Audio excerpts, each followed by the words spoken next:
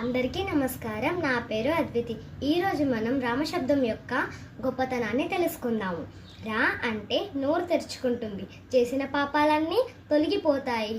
చేసిన పాపాలు మళ్ళీ ప్రవేశించకుండా మా అనాలి, అంటే నోరు తలుపులా మూసుకుంటుంది.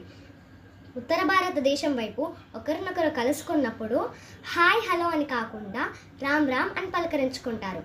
ఇప్పుడు మనం రామ్ రామ్ అని ఎందుకు పలకరించుకుంటారో తెలుసుకుందాం. రామ్ అంటే రా ప్లస్ ఆ ప్లస్ మా.